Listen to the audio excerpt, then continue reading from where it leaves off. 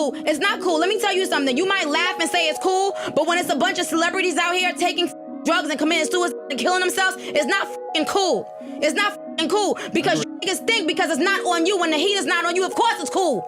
If you felt the heat, it would not be fucking cool, man. There are moments when black people get utterly disrespected by interviewers and they have no option but to put them in their place. You're not the sharpest tool in the shed, are you? You just wear a suit just to look like you know what you're talking about, but you don't know shit. Some of these moments are just outrageously stupid and might even get you pissed. Hit that subscribe button and let's get started.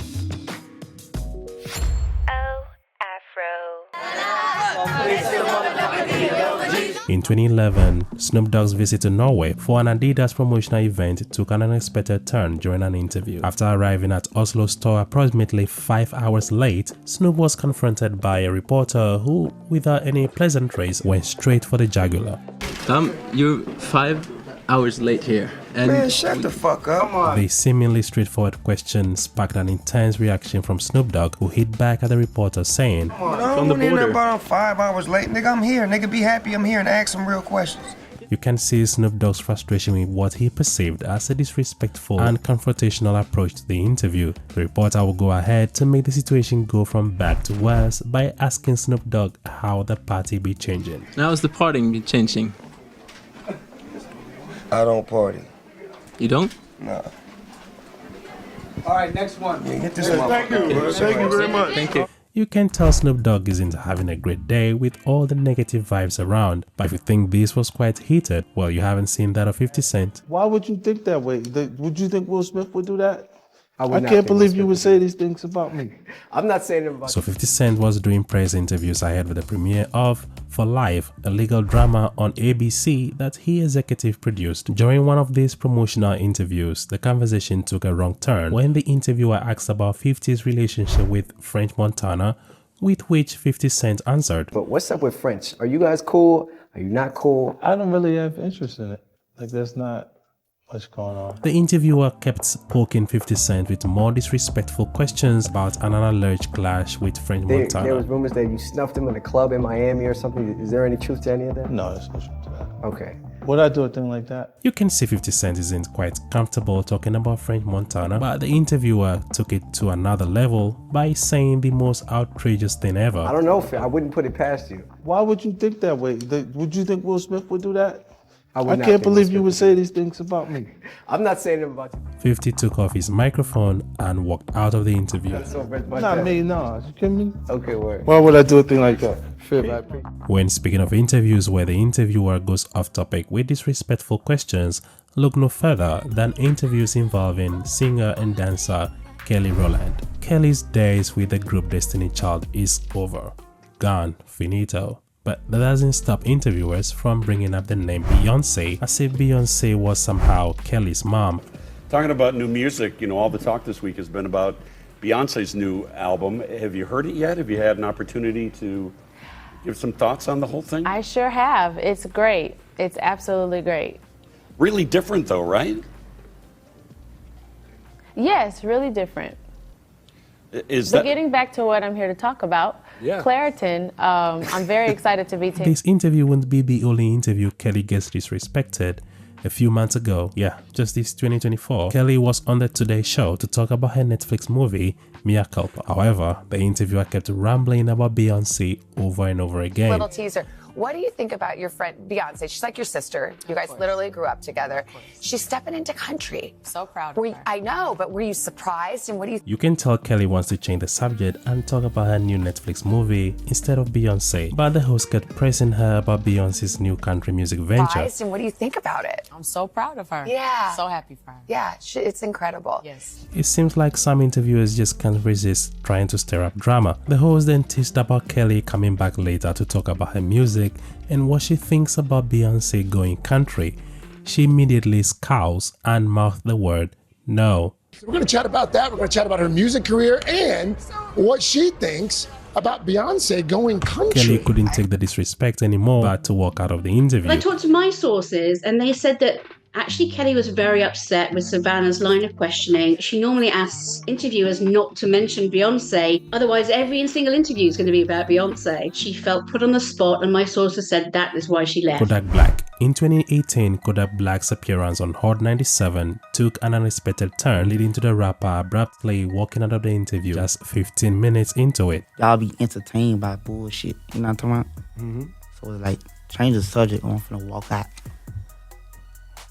We'll change which subject? Just whatever, like. Well, no, they tried to change the subject. They was talking about the moon landing. That's bullshit too. So talk about something else. This particular interview was meant to promote Kodak's upcoming album, Dying to Live. One of the hosts, Ebro Darden, brought up the topic of Kodak's spending SA, stating, but you know, we take here serious, and we can't, you know, get into details, but we hope, you know, to have you back so we can have a deeper conversation about that, because, you know, this is a serious topic and we're hearing these stories a lot. These comments visibly unsettled Kodak, who had been engaging in the interview up to this point. Sensing Kodak's discomfort, Ebro acknowledged that the rapper seemed upset. You seem upset that I brought it up. Kodak fired back saying, sometimes when niggas like be going through shit, like y'all be entertained by bullshit, you know what I'm talking about? Mm-hmm. So it's like, change the subject, I'm finna walk out. We'll change which subject? Just whatever, like. Well, no, they tried to change the subject. They was talking about the moon landing. That's bullshit too. So talk about something else. Well, I was saying, I think... We don't have to talk about nothing else. We could be done right here. All right, I'm going. Say less. Well, that's a bummer. So, Wiz Khalifa was doing an interview in Denmark with a Danish reporter, and the interview even starts on a good note. First of all, I really liked the album. Thank you. I listened to it yesterday, and I just kept on listening. It was great. The reporter then messes up one of the lines of Wiz Khalifa's song. You sing, the bigger the bill, the harder the balls. What does spending money has to do with, you know... Your balls. The balls? I was actually saying, the bigger the bill, the harder you ball. Wiz Khalifa eventually starts to lose his cool when the interviewer states that he is the one who made the hit song In The Club. I mean, I would be pissed too, because there is no way 50 Cent and Wiz Khalifa look alike. Here in Denmark, most people still know you from your smash hit In The Club. Can you tell me the story about that hit? What song is that? You see me in the club is full of balls. Isn't that how it goes? That's not me. The reporter then makes another ridiculous claim that makes you wonder if the whole interview is actually a parody. By now you could tell that Wiz Khalifa had truly been pushed to the wall, as he eventually tells the interviewer that he isn't exactly the sharpest tool in the shed and asks the reporter to be taken off the show. You're not the sharpest tool in the shed, are you? No. You just wear a suit just to look like you know what you're talking about, but you don't know shit. Yeah, but you know. Cut this dude off, man. It's over. Nicki Minaj.